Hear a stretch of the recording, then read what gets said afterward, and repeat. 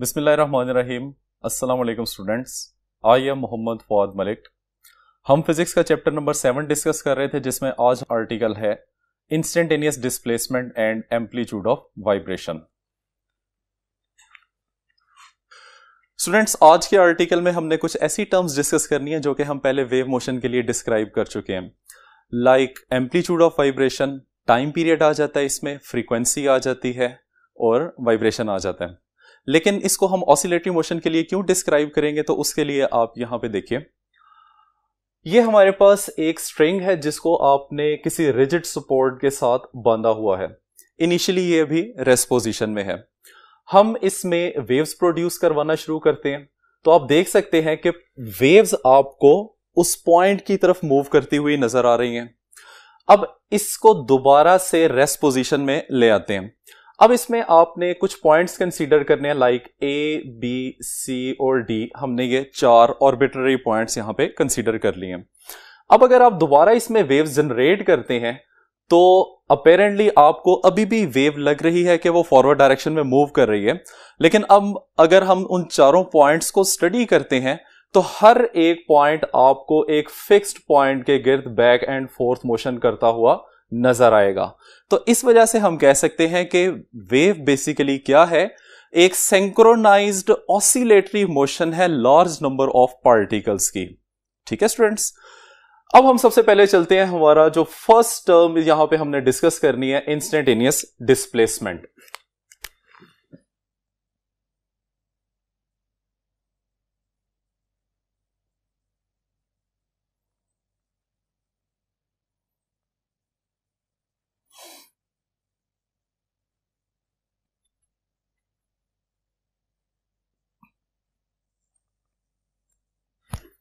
Students, ये instantaneous का word आप लोग पहले भी चैप्टर नंबर 5 में या चैप्टर नंबर 3 में डिस्कस कर चुके हैं, जिसका मतलब होता है for very short interval of time, या जिसको हम उर्दू में लम्हा कह सकते हैं।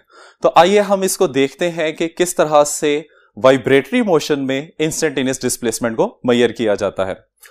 स्टूडेंट्स, ये देखें, आपके सामने एक वर्टिकल मैस स्प्रिंग सिस्टम है, जिसमें मैस के साथ आपने एक पॉइंटर पी को अटैच किया हुआ है, और हमारे पास एक पेपर की स्ट्रिप है जो कि आपने इसके बैकग्राउंड में रखी हुई है। अब अगर हम इनिशियल पोजीशन को स्टडी करते हैं तो ये जो पोजीशन आपको नजर आ रही है, this is the mean position. और मीन पोजीशन को अगर आप लाइन की फॉर्म में डिस्क्राइब करेंगे तो हम उसको यहां पे नाम देंगे रेफरेंस लाइन का। अब हम इस मैस को इसकी मेन पोजीशन से डिस्प्लेस करके रिलीज करते हैं, और इस तरह से ये mass back and forth motion perform कर देता है। और कॉरेस्पॉन्डिंगली इसके साथ जो आपने पॉइंटर अटैच किया हुआ है या मार्कर अटैच किया हुआ है, वो इसके बैकग्राउंड में रखे हुए पेपर के ऊपर एक स्ट्रेट वर्टिकल लाइन बनाना शुरू कर देता है। लेकिन स्टूडेंट्स, अगर हम इसी प्रोसेस में बैकग्राउंड में रखे हुए पेपर स्ट्रिप को कांस्टेंट स्पीड से लेफ्ट साइड की तरफ मूव करवाना शुरू कर दें, तो आप देख सकते हैं कि वो जो स्ट्रेट लाइन पहले जनरेट हो रही थी, अब उसकी जगह पे आपको एक खास किस्म की वेव फॉर्म नजर आना शुरू हो गई है। अब इस वेव फॉर्म में स्टूडेंट्स, अगर हम एक पोर्शन को कंसीडर कर लेते हैं जो कि हमने यहां पे लिखा हुआ है by the name A, B, C, D and E, हम वो पोर्शन वेव का कंसीडर करेंगे जो कि रेफरेंस लाइन से ऊपर है। अब स्टूडेंट, इसमें आप देखिए, पॉइंट ए से अगर हम मोशन को डिस्कस करना शुरू करते हैं तो टाइम बढ़ने के साथ ऑब्जेक्ट का अपनी मेन पोजीशन से डिस्टेंस इंक्रीज हो रहा है। जैसे ही आप टाइम की थोड़ी सी और वैल्यू इंक्रीज करते हैं, डिस्टेंस जो है उसकी वैल्यू और इंक्रीज करना शुरू हो जाती है, और फिर एक फिक्स पॉइंट बी के ऊपर इसकी वैल्यू मैक्सिमम होगी। और फिर जब बी पॉइंट से आप आगे मूव करना शुरू करते हैं तो distance from the mean position Aahista Aahista decrease होना शुरू हो जाता है, और टिल पॉइंट सी इसकी वैल्यू क्या हो जाती है, 0 के इक्वल आ जाती है। इसका मतलब यह है कि यह एक ऐसा डिस्टेंस है जो कि टाइम के लिहाज से वेरी कर रहा है। चलिए स्टूडेंट्स, अब हम इंस्टेंटेनियस डिस्प्लेसमेंट की डेफिनेशन लिखते हैं। तो डेफिनेशन इसकी बन जाएगी,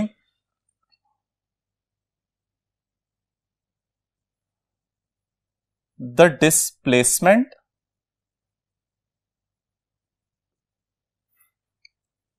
of object from MP stand for mean position at any instant of time. ठीक है। और स्टूडेंट्स इंस्टेंटेनियस डिस्प्लेसमेंट को हम x से रिप्रेजेंट करते हैं।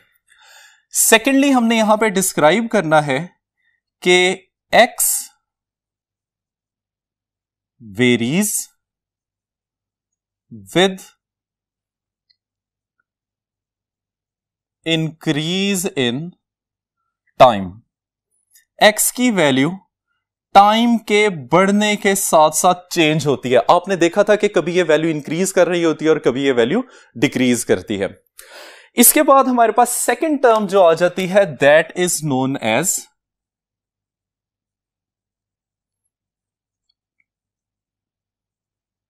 एम्पलीट्यूड, जिसको x नॉट से रिप्रेजेंट किया जाता है। अब स्टूडेंट्स ये एम्पलीट्यूड क्या होता है, इसके लिए आइए देखते हैं। जी स्टूडेंट्स, ये वेव का वही पोर्शन है जो अभी हमने सिलेक्ट किया था ABCDA, जिसमें हमने पॉजिटिव पोर्शन यानी कि वो पोर्शन जो कि मीन पोजीशन से ऊपर होता है उसको कंसीडर किया था। अब पॉइंट A से जब हमने फर्दर आगे मूव करना शुरू किया था तो हमारे पास पॉइंट B आता है, जिसपे अभी हमने बात की थी कि यहां पे distance of the body from the mean position क्या हो जाता है, मैक्सिमम हो जाता है। इसी तरीके से आप अगर फर्दर मूव करते हैं तो फर्दर मूव करते हुए D पॉइंट एक ऐसा पॉइंट आ जाता है जहां पे फिर ऑब्जेक्ट का डिस्टेंस जो है वो रेफरेंस लाइन से या मीन पोजीशन से क्या आ जाता है, मैक्सिमम। तो इस पॉइंट को हम क्या नाम देते हैं, एम्पलीट्यूड ऑफ वाइब्रेशन का या सिंपली एम्पलीट्यूड का नाम देते हैं और इसको x नॉट से रिप्रेजेंट किया जाता है। अब स्टूडेंट्स आप दोनों पोर्शन में यानी कि मीन पोजीशन से अबव और मीन पोजीशन से बिलो रीजन जो है उसमें देखें तो दोनों डिस्टेंसेस जो है वो एक दूसरे के इक्वल आ रहे हैं। यानी कि हम कह सकते हैं कि टाइम के बढ़ने के साथ साथ एम्पलीट्यूड की वैल्यू हमेशा कांस्टेंट रहती है। ठीक है, तो आइए इसकी अब हम डेफिनेशन लिखते हैं। स्टूडेंट्स इसको हम डिस्क्राइब करेंगे the maximum displacement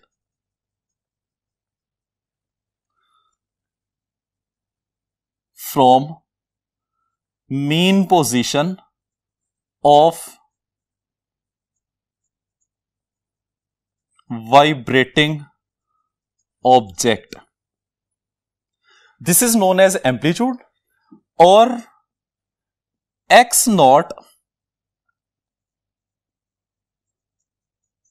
remains same with increase in time। ठीक है स्टूडेंट्स, तो ये हमारे पास एम्पलीट्यूड की डेफिनेशन आ जाएगी। अब इसके बाद जो नेक्स्ट डेफिनेशन आती है दैट इज वाइब्रेशन।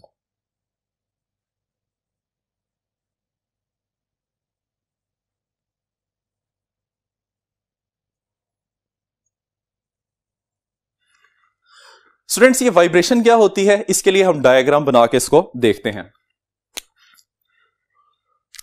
अभी जो हमने वेव फॉर्म डिस्कस की थी उसके रिस्पेक्ट से हम इसे डिस्क्राइब करेंगे।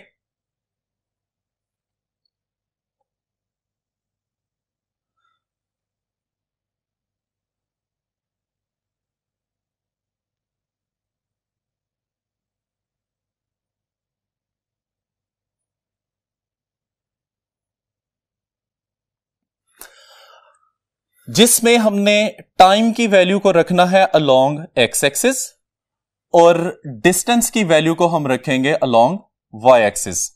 ये मैक्सिमम डिस्टेंस आ रहा है, इसको हम नाम दे देंगे एम्पलीट्यूड, और ये भी मैक्सिमम डिस्टेंस की वैल्यू आ रही है, इसको भी हम नाम दे देंगे एम्पलीट्यूड। नेगेटिव साइन यहां पे हमने इस वजह से डिस्क्राइब किया है क्योंकि हम इसको ऑपोजिट डायरेक्शन के लिए या अदर एक्सट्रीम पोजीशन की डिस्क्रिप्शन के लिए लिख रहे हैं हम। ठीक है, अब हम इसमें अगर नाम दे देते हैं तो this is the point A, इसको हम पॉइंट ए का नाम देते हैं, extreme position point B, this is point C, this is D, और ये पॉइंट आ जाएगा ई। ठीक है स्टूडेंट्स, ये बिल्कुल उसी तरह की वेवफॉर्म बन गई है जो अभी हमने देखी थी। यहां पे हमने 2 पॉइंट्स का स्टूडेंट्स 2 पॉइंट्स का यहां पे आपने ख्याल रखना है। वो पॉइंट्स कौन कौन से हैं? उसमें पहला पॉइंट आ जाता है सेम पोजीशन, और दूसरा पॉइंट आ जाता है सेम डायरेक्शन। स्टूडेंट्स, एक वेव में आप किसी एक पॉइंट से मूव करना शुरू करें और दोबारा फॉरवर्ड डायरेक्शन में मूव करते हुए आप सेम पोजीशन पे आ जाएं और आपकी मोशन की डायरेक्शन भी सेम हो, तो हम कहेंगे कि एक वाइब्रेशन कंप्लीट हो गई है। अब इसको आप ऊपर दी गई डायग्राम के लिहाज से एक्सप्लेन करते हैं। ठीक है, हम स्टार्ट कर रहे हैं पॉइंट ए से, और इस पॉइंट पे पोजीशन का नाम है मीन पोजीशन, हम उसको एमपी से रिप्रेजेंट कर लेते हैं। This is the level which is known as extreme position, और इसको ईपी से ये अपर एक्सट्रीम पोजीशन बन जाएगी, और ये वाली लोअर एक्सट्रीम पोजीशन बन जाएगी। ठीक है, हम यहां पे अपनी मोशन को स्टार्ट कर रहे हैं फ्रॉम द मीन पोजीशन, और हमारी direction of motion that is upward. ठीक है स्टूडेंट्स, हम ए पॉइंट से मूव करते हुए अगर बी पॉइंट तक चले जाते हैं, तो ये 2 बातें सिर्फ आपने जहन में रखनी है। हम मीन पोजीशन से स्टार्ट करके एक्सट्रीम पोजीशन पे चले जाते हैं, इसका मतलब यह हुआ कि अभी सेम पोजीशन भी नहीं आई, अभी एक वाइब्रेशन कंप्लीट नहीं होगी। फिर बी पॉइंट से मूव करके अगर मैं सी पॉइंट पे आ जाता हूं, तो सी पॉइंट पे भी मैंने इन दोनों बातों को डिस्कस करना है। अगर मैं पोजीशन की बात करता हूं तो ए पे भी मीन पोजीशन था, सी पे भी मीन पोजीशन है। इसका मतलब यह है कि मैं फॉरवर्ड डायरेक्शन में मूव करता हुआ सेम पोजीशन पे आ गया हूं। लेकिन यहां पे सिर्फ आपने पोजीशन को नहीं देखना, आपने साथ में डायरेक्शन को भी देखना होता है। पॉइंट ए पे मूव करते हुए मेरी डायरेक्शन अपवर्ड थी, जबकि पॉइंट सी के ऊपर अगर आप ऑब्जर्व करें तो डायरेक्शन डाउनवर्ड आ जाती है। अब चूंकि जहां से ए पॉइंट से जब आपने शुरू किया था तो आपकी डायरेक्शन अपवर्ड थी, इसका मतलब है कि अभी एक वाइब्रेशन कंप्लीट नहीं हुई। आप मूव करते हुए पॉइंट डी पे जाते हैं, so point D is known as extreme position, इसको एक्सट्रीम पोजीशन का नाम दिया जाता है। इसका मतलब यह है कि हमें फर्दर मूव करना पड़ेगा और पहुंचते पहुंचते हम चले जाएंगे पॉइंट ई के ऊपर। तो स्टूडेंट्स, जैसे ही आप पॉइंट ई पे पहुंचते हैं तो उस वक्त आपकी पोजीशन मेन पोजीशन बन जाती है, और डायरेक्शन जो है वो भी क्या बन जाएगी? अपवर्ड बन जाएगी। तो इस लिहाज से हम कह सकते हैं कि एक वाइब्रेशन कंप्लीट हो चुकी है, यानी कि A B C D E is the one vibration, ये एक वाइब्रेशन हो जाएगी। ठीक है, अब इसी तरीके से अगर हम बी पॉइंट से स्टार्ट करें तो B point is the extreme position, और आप मूव करते हुए अगर आप जाएंगे तो नेक्स्ट इससे सिमिलर पॉइंट जहां पे वाइब्रेशन कंप्लीट होती है, that is the point F. यानी कि एक्सट्रीम पोजीशन से स्टार्ट करें, फॉरवर्ड डायरेक्शन में मूव करते हुए सेम एक्सट्रीम पोजीशन के ऊपर पहुंच जाएंगे, तो इसको भी हम क्या नाम देते हैं? एक वाइब्रेशन का नाम दे देते हैं। ठीक है, अगर आप अपर एक्सट्रीम पोजीशन से स्टार्ट कर रहे हैं तो दोबारा अपर एक्सट्रीम पोजीशन पे आएंगे तो वाइब्रेशन कंप्लीट होगी, और अगर आप लोअर एक्सट्रीम पोजीशन से स्टार्ट कर रहे हैं तो दोबारा लोअर एक्सट्रीम पोजीशन के ऊपर आएंगे तो एक वाइब्रेशन कंप्लीट होगी। तो आइए स्टूडेंट्स, अब हम इसकी डेफिनेशन लिखते हैं। डेफिनेशन में वो ये कहता है कि one complete round trip of body is called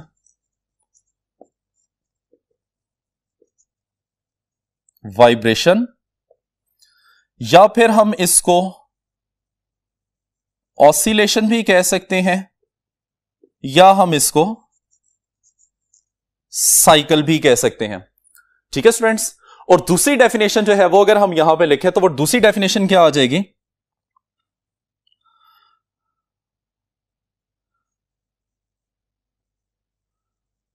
motion of body from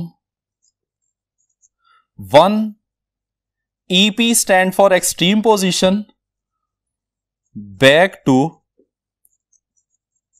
same extreme position। यानी कि अगर आप अपर एक्सट्रीम पोजीशन से स्टार्ट कर रहे हैं तो वहां पे ही आप पहुंच जाएंगे, अगर आप लोअर एक्सट्रीम पोजीशन से स्टार्ट कर रहे हैं तो वहां तक पहुंचने के बाद आपकी एक वाइब्रेशन कंप्लीट होती है। और हमारे इस प्रोसीजर के मुताबिक हम यहां पे लिख सकते हैं कि A B C D E this is representing one vibration, या फिर हम इसको लिख सकते हैं B C D E F this is one vibration. ठीक है स्टूडेंट्स, अब हम इससे चलते हैं नेक्स्ट पॉइंट की तरफ जिसको हम टाइम पीरियड की फॉर्म में डिस्क्राइब करेंगे।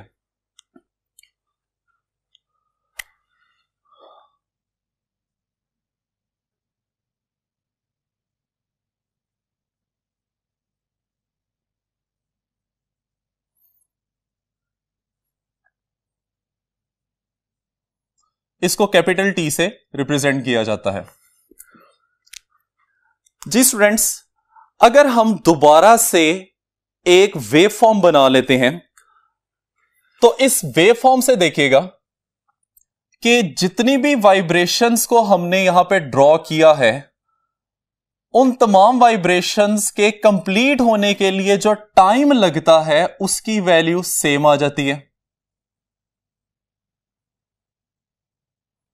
ठीक है, उसी तरीके से टाइम की वैल्यू हम प्लेस करेंगे अलोंग एक्स एक्सिस और डिस्टेंस की वैल्यू होती है along Y axis.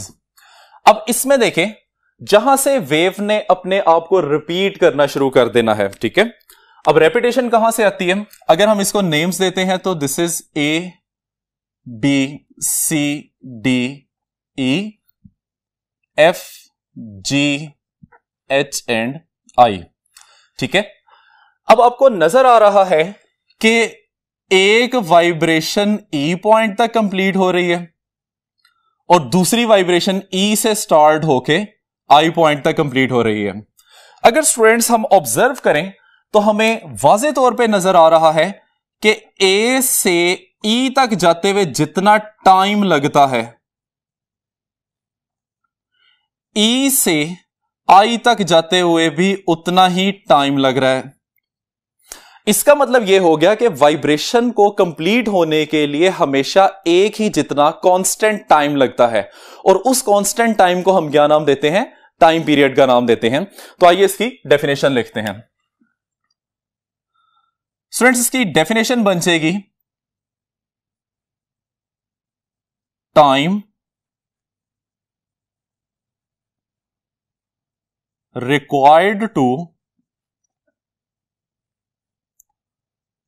Complete one vibration. एक वाइब्रेशन को कंप्लीट होने के लिए जितना टाइम लगता है उसको हम क्या नाम देते हैं? टाइम पीरियड का नाम देते हैं। कैपिटल टी से इसे रिप्रेजेंट किया जाता है। और अगर हम इसके यूनिट्स की बात करते हैं तो SI unit of time period. अब टाइम पीरियड बेसिकली टाइम होता है और टाइम का यूनिट आप लोगों ने सेकंड पढ़ा हुआ है, तो यहां पे भी हम इसी तरह से डिस्क्राइब करेंगे कि SI unit of the time period is second.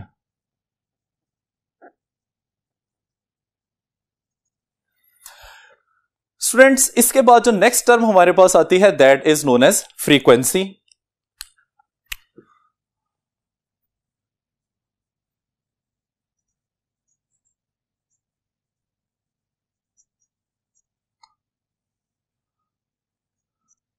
That is represented by F. Students, frequency को डिस्क्राइब करने के लिए हम कुछ वेव्स बनाते हैं।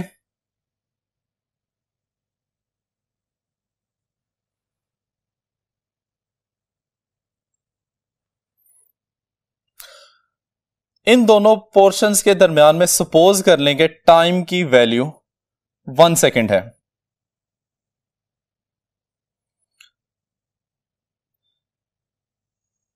ये हमारे पास फर्स्ट वेव आ गई।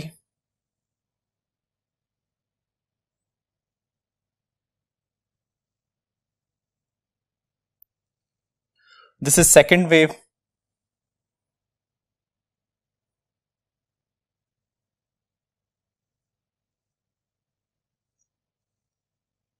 And this is third wave. Students, अगर मैं आपसे यहां पे पूछूं कि बताएं 1 सेकेंड में इस वेव की कितनी वाइब्रेशंस आ रही हैं, तो आपको नजर आ रहा है कि यहां पे एक वाइब्रेशन है। हम इसको डिस्क्राइब कर लेते हैं कि this is 1 vibration in 1 second. अगर हम सेकेंड फॉर्म में देखते हैं तो यहां तक एक वाइब्रेशन कंप्लीट हो रही है और उसके बाद दूसरी वाइब्रेशन कंप्लीट हो रही है, तो इसको हम डिस्क्राइब कर सकते हैं 2 वाइब्रेशंस पर सेकेंड।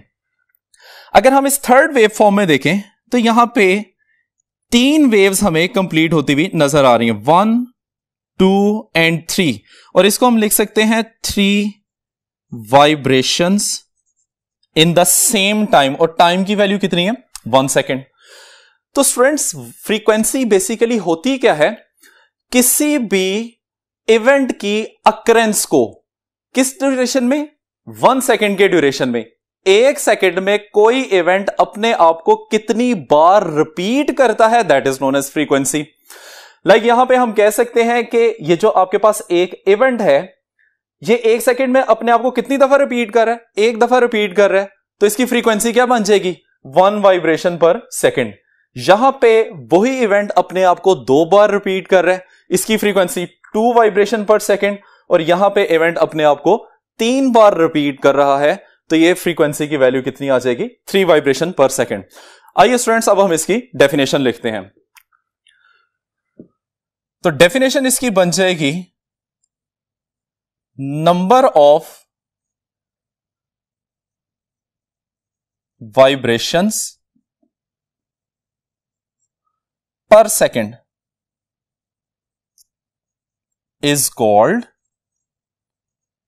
frequency.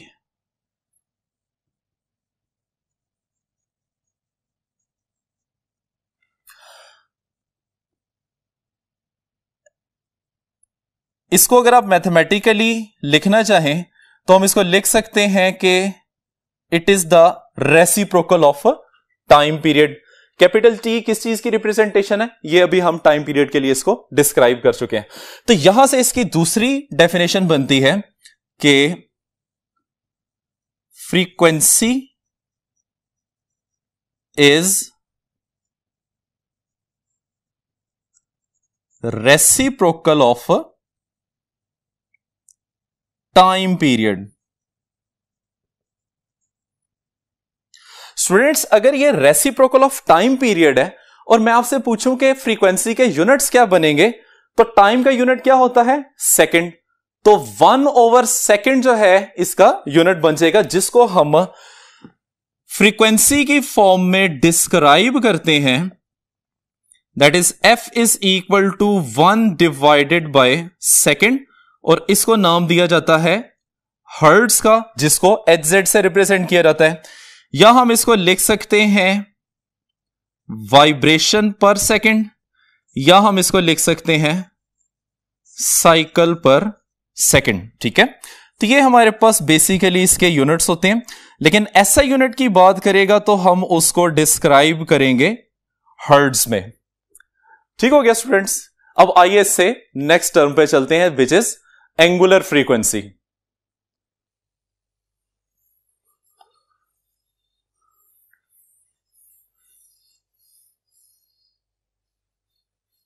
जी स्टूडेंट्स, तो नेक्स्ट टर्म है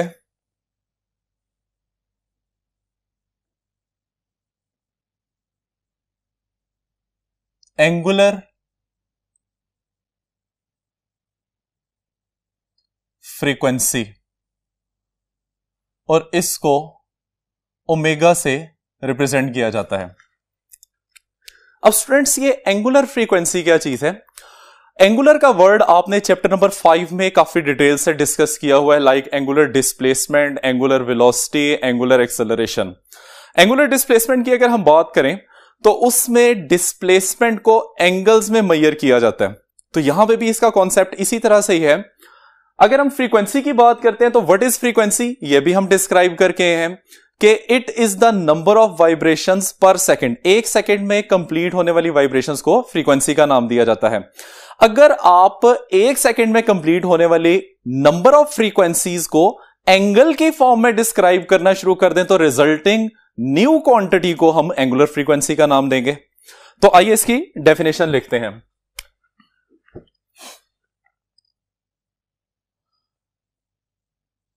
number of vibrations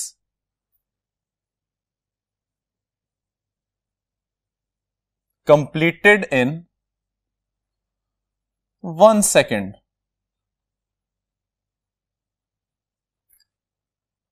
in radian। क्योंकि स्टूडेंट्स आपको पता है कि जो एंगल का ऐसा यूनिट यूज किया जाता है वो रेडियन है, इस वजह से इसको हम रेडियन में डिस्क्राइब करेंगे। It is symbolized by omega, omega से इसे रिप्रेजेंट किया जाता है। हम यहां पे इसको लिखते हैं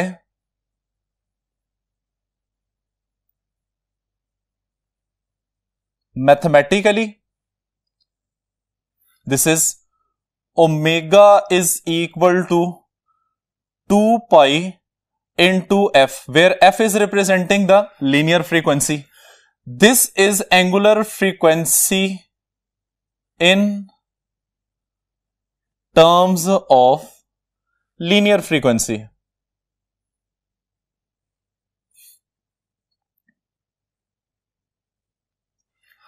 और इसका एक और फॉर्मूला होता है कि इफ हम फ्रीक्वेंसी की वैल्यू पुट कर दें दैट इज 1/t, तो यही फॉर्मूला इस शेप में आ जाएगा, omega is equal to 2 pi divided by t।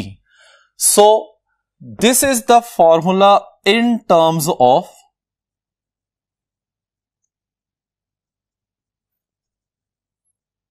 Time period.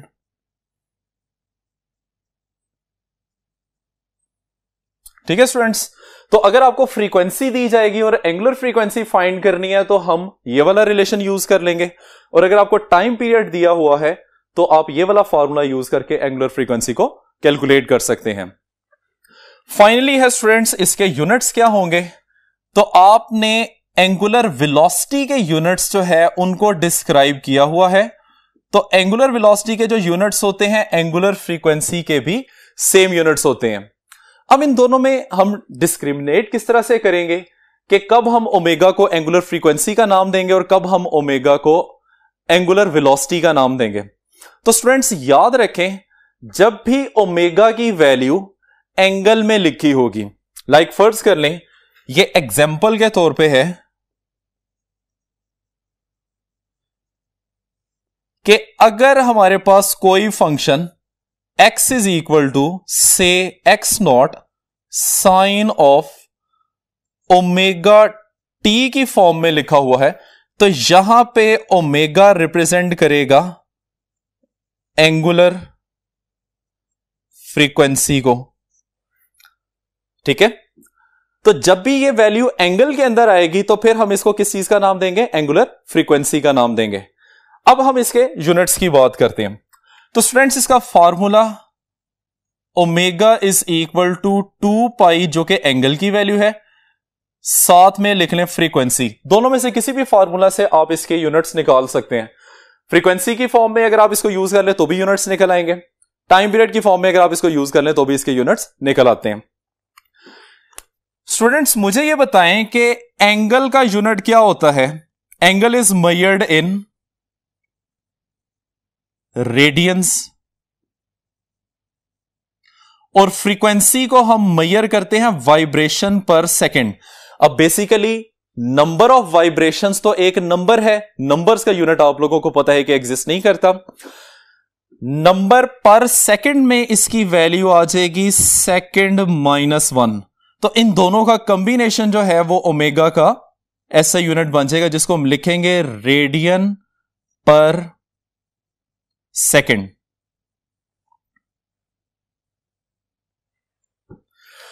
Students, ये है आज का हमारा लेक्चर। उम्मीद करते हैं कि आपको समझ आ गया होगा। नेक्स्ट लेक्चर में नेक्स्ट आर्टिकल के साथ हाजिर होंगे।